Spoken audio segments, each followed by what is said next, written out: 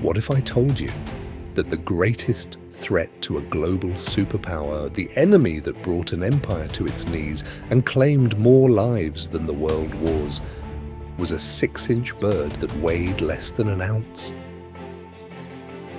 We like to believe that history is shaped by great men, by steel, and by nuclear fire. But in 1958, the fate of hundreds of millions of people was decided by a songbird. It is the ultimate proof that the most dangerous weapon in existence is a human being who thinks he is smarter than nature. This is the story of a war that was won, but at the cost of the world.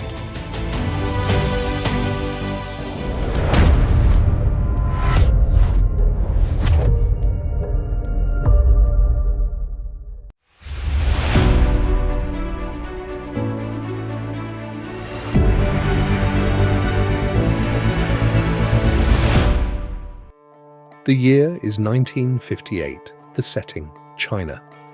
The nation is in the middle of the Great Leap Forward.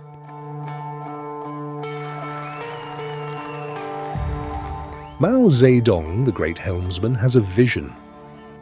He wants to transform a peasant society into an industrial giant overnight.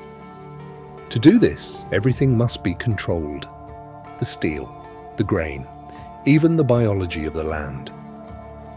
He introduces the Four Pests Campaign.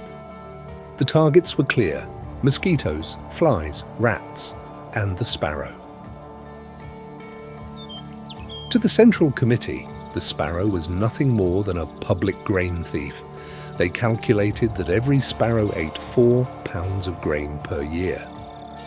In their math, if you kill 1 million sparrows, you save enough food for 60,000 people. It was a simple equation, it was logical, it was scientific. And so an entire civilization of hundreds of millions was mobilized for a massacre.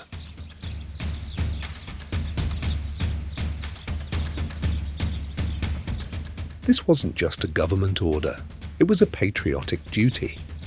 Schools, factories, and villages were issued drums, pots, and pans. The strategy was the Exhaustion Campaign. The people were told, do not let them land. For 3 days straight, across the entire geography of China, millions of people banged drums.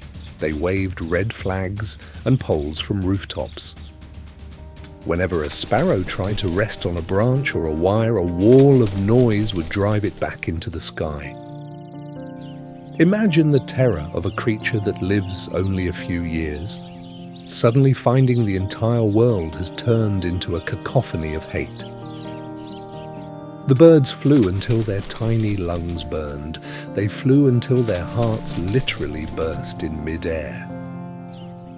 They fell from the sky like grey rain, millions of them.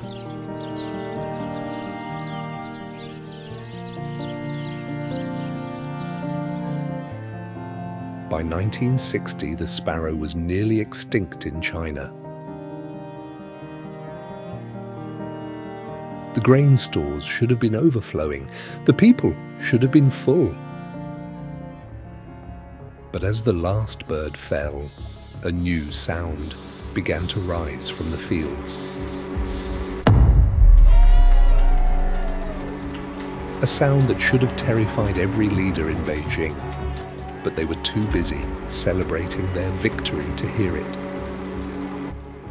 We are about to step into the darkness of 1961, a year where the absence of a single bird created a vacuum that was filled by a nightmare. Before we uncover the true toll of this silence, we must acknowledge the weight of what happened next. The leaders had forgotten one thing, something every child in a village knows. Sparrows don't just eat grain, they eat insects. Specifically, they eat locusts. With their natural predator wiped out, the locust population didn't just grow, it exploded with biblical intensity.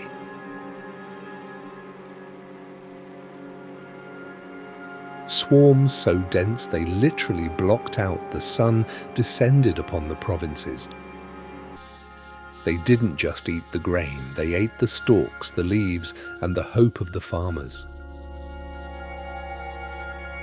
This was the Great Famine. Because of one removed link in the food chain, the entire ecological machine of China seized up. The numbers are difficult for the human mind to process. Official records were suppressed for decades, but modern historians estimate that between 15 million and 45 million people perished. Think about that number. 45 million souls. People were eating tree bark, they were eating grass. In the most desperate regions, they were eating each other. All because a group of men in an office decided that a 6-inch bird was an inefficiency. The government eventually realized their mistake. In 1960, they quietly removed the sparrow from the Four Pests list and replaced it with bedbugs. They even went as far as importing 250,000 sparrows from the Soviet Union to try and reset the balance. But you cannot control plus Z an ecosystem. The damage was done, the dead stayed dead. The open secret here isn't just a failed policy, it's the realization that our survival is tethered to the very creatures we view as insignificant. 0. That is the amount of grain the government actually saved by killing the sparrows. We often talk about the butterfly effect, the idea that a small change can have massive consequences. But the Sparrow War was something different. It was a mirror effect. We looked at nature and saw a competitor, but nature is actually our mirror. When we strike at the world, we are only striking at ourselves. We spend our lives trying to optimize our world. We want to remove the friction, the pests, the useless parts of our lives.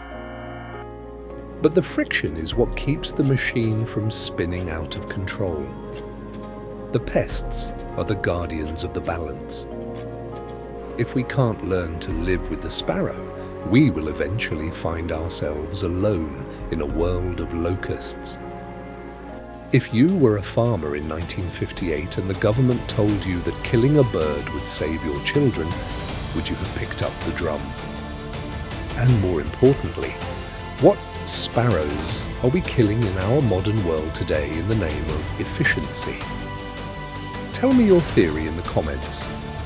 Tap the link on our profile to uncover the truths they tried to bury. This is the open secret.